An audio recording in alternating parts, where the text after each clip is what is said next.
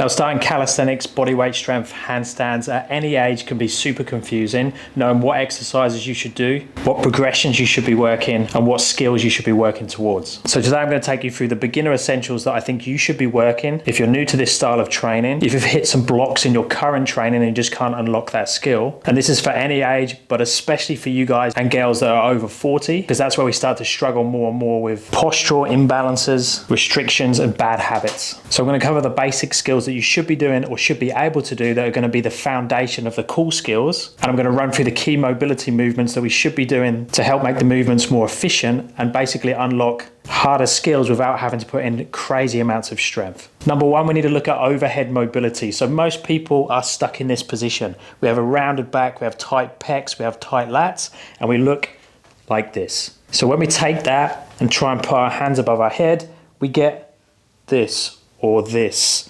Or you might get your hands in a good position, but you're compensating now at the hips because you don't have the range to do it. So I can correct the hips and the arms go down, or if I take the arms above my head, my hips change. And that's really seen in any movement where the hands go above our head. Either when we're up in this position or up in this position, we start to run into restrictions and issues just holding a position. So the quickest and easiest way to work on this for most people is going to be a passive hang. Now with the passive hang, we want to have a full grip on the bar, ideally with hands shoulder width apart, and then we're going to try and hang. Now if that's impossible to hang in that position, we might actually need to take the hands a little bit wider because our mobility when we go overhead might force us into this position. Now the goal will be to bring the biceps by the ears and even be closer than that and hang in that position. But if you feel like you can't hang there and it looks more like this, then we need to find a comfortable position for you at the moment. Now, if conditioning is an issue and we can't hang for any amount of time, we can use a slight toe assist, but same setup, so hands shoulder width apart or roughly where you can feel comfortable in the position, and then go into your full passive hang position, so not holding up in any active way at all, making sure you've got that full grip of the bar, and then just have tiptoes on the floor if you need to.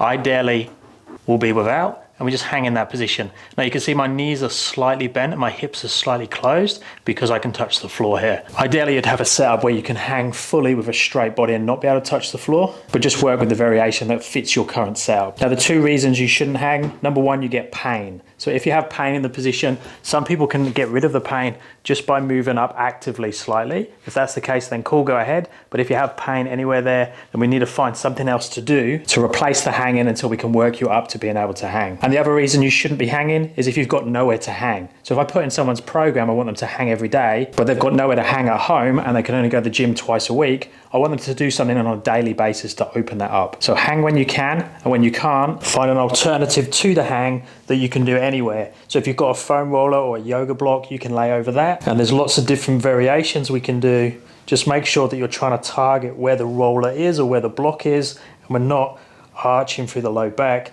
compensating too much in the neck. Now another big area of the body that gets in the way of a lot of our skills and make things much harder is the hips. So a lot of people are really tight in the hip position. We struggle to touch our toes. We struggle to sit in a squat, and going into any sort of straddle position is near on impossible. So we need to find mobility movements that hit those three key areas.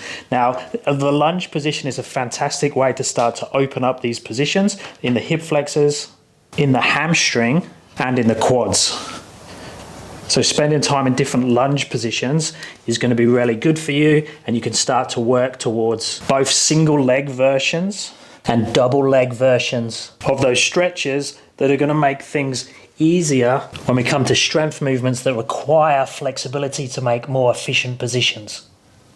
Now there's lots of different variations of movements that get into the hips in different directions, and you need to find the ones that you enjoy and that you see value in, but make sure they are addressing your weak areas and slowly increasing your ranges so you can unlock the skills that you're aiming towards. Now another key area that we need to focus on is creating strength and control in the scapula, in the shoulder blades. Having the ability to push up to protraction is essential for things like planches.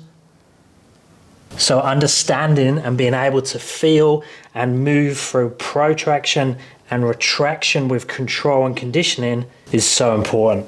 So number one, just make sure we have the mobility first. So go on your knees, externally rotate the hands slightly and push up as hard as you can for your shoulder blades.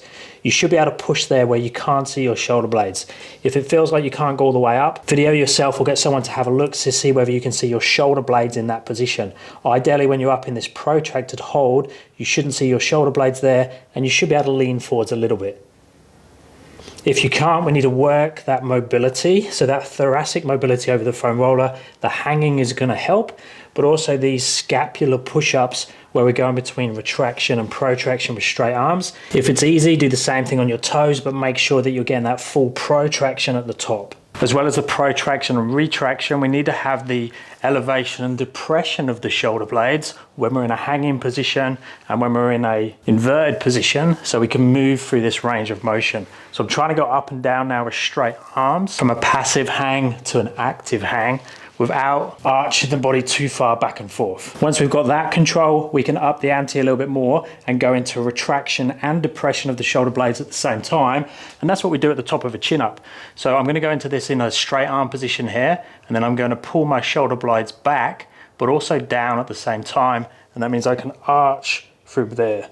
So it's like an up dog position in yoga. So my shoulder blades are pulled down and back together, and then I'm going to go back to my active position. So having that control of going in this position, pulling the shoulder blades back and down, open the chest is really important. The top of our chin up, the start of the transition on the muscle up, and in all of the other strength movements. Then we can start looking at the strength skills themselves. So if we can use P-bars, we can use rings, we can use boxes for this one. And if we're flexible enough, we can even do it on the floor. So the idea is that we're going to go into the support position. So the support position is really important by itself, but we can combine the L-sit into it as well if we're strong enough in the support. So a support position is when we just hold ourselves in this position. So my arms are pushed into my side, I'm not moving, I'm trying to bring the shoulders back and down and open the chest in that position. So I'm there. What we don't want to be is in that hunched position like that. We want to push up and out. Now, if that's very, very challenging, you can make it easier by having toes on the floor. If it's easy to hold, so we can progress it by going into an L-sit position. So I'm just bringing the knees up. I'm trying to keep my torso upright. And then if I have more flexibility, I can start to take the legs out in front of me. And obviously there's the degrees of that in between. It can be done on boxes, again with bent legs or straight legs. We can even go down onto the floor. But this one demands to have the straight pike leg position as a prerequisite, because you can't bend the legs on the floor. You can bend them slightly, but realistically you need to be able to sit in this position to be able to push up to that position. So a good goal with those is to get the support position and the L-sit position up to around 20 to 30 seconds. And you can work 3 to 5 sets of 5 to 10 second holds to build that up. For those of you that are more conditioned in that position, you can up the ante again by going onto rings. Now the push-up is another great tool that we can start to progress and make harder and harder, or we can fill any gaps. So there's two parts of the push-up that we can really focus on.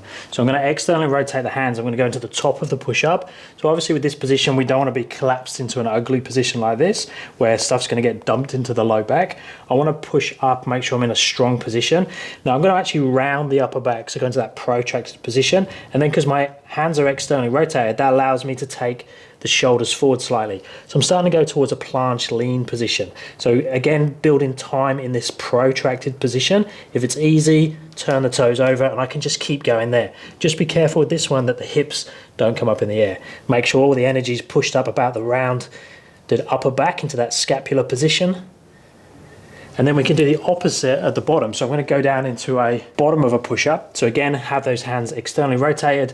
I'm going to go all the way down and have my chin and my chest super close to the floor, but I'm not touching anyway. I can move around down there. So building time and conditioning in this position is also really important. And if it's easy, we can progress it to the bottom of the dip position. Now I can be in this position, which is a bit like a bent arm planche position, or I can go more the bottom of the dip here, which is going to give a bit more of a shoulder stretch, but both are really important. Now a common gap to fill and a really good one to practice is the top of the chin up position. Now this could be done with toe assist if you need to. It can be done on rings, so I can jump up here and hold in this position, or it can be done on a bar. But basically we just want to be able to hold this position for time. Now if you're working towards muscle ups and things, this could change into a false grip hold, but whichever variation you're doing, you just need to be able to hold there for time. So start with the toe assist if you need to, just holding that retracted, depressed scapular position with ideally your chest touching the rings, the bar, or just making sure that your hands are touching your chest at the top. Now, starting to build control and understanding of arm balance positions is really, really important. That's going to carry us over to things like handstand push-up positions, planche positions, and harder movements, but making sure you understand that basic setup and positioning that creates a balanced, efficient position is going to make all of these movements much, much easier. And the easiest way to play around with that is something like the crow or the frog, where I have my knees on my elbows. I find the middle of my balance, which allows me to sit here for time, and then I can start to play with the window of balance and explore the position and understand that relationship between the shoulders and the hips moving. Now, I'd normally suggest people either start in the crow position, or if that's really comfortable, going into the shoulder stand, which is very similar to the crow. The elbows come into the side, the torso touches the upper arms. I find a balanced position and then I hold there. And the cool thing about the shoulder stand is you can really understand that connection of the shoulder and the hip. So as the shoulder comes up, the hips come down, and I can transition around to an L sit and then go back again. So for some people, you'll be able to combine these movements together and you don't have to train them all individually. And that's where the more common movements can come in. So I can do a chin up where I'm practicing a passive hang at the bottom. I'm coming up to the top position where I've got my hold, and then I come back down again to the passive hang, and I do that for repetitions. So if you have all the components, you can just start training the chin ups itself, focusing on that top position, focusing on that bottom position. We can do the same for the dip or the push up, where we're hanging out in that bottom position, pushing up to that top support. I could even add an L sit in at the top for repetitions. And for straight arm, we can work up to something like a skin the cat and be able to pull through from a passive hang through to a German hang and back again with control. But most people, when they're starting, are going to need to break down those movements and work on specific components. So the top position, the scapular mobility, or wherever the weakness is, and then integrate it back into the movements. So the goal is to have the option. If you need to move the body individually and move each segment by itself, to roll through the muscle up, to roll down from a press handstand, or to keep the torso close to the legs in a pistol squat, we need to have that available and ready to go. But we also need to be able to make the body one segment, which allows us to go into a position like a handstand and keep something fixed. So if I fix my toes to my head and I come down, it's gonna make things like handstand push-ups much easier, as opposed to my body trying to move all over the place and making it now on impossible to balance. So the easiest way to practice that is to go into something like a bodyline position or a hollow body hold, where I'm making one segment from my feet to my shoulders by going into slight flexion. So pushing my low back into the floor. Now the reason we want to train flexion is our body tends to collapse into extension, especially into a handstand. So trying to create the body one segment like this is going to make it easier to stay as one piece and get the legs to be connected to the torso. I can add the arms in as well if I want to make it really horrible. Or I could practice the same thing, and this is great obviously if your goal is handstands, is to build time in this position. So again, the same thing, my hands are talking to my feet and I'm trying to stop myself collapsing. I want to be in this position for time. Now I want to be holding these things, the static positions, for 20, 30, the handstand even up to 60 seconds. And ideally get to the point where you can hold a conversation there. Now it is a bit confusing how you pull this together into some sort of program for yourself. You could just self-assess, go through everything and find your gaps. And my courses actually have 50% off them at the moment. Discounted links are down in the description, so check them out if you're interested. Let me know if you have any questions or requests for future videos, and I'll speak to you guys in the next one.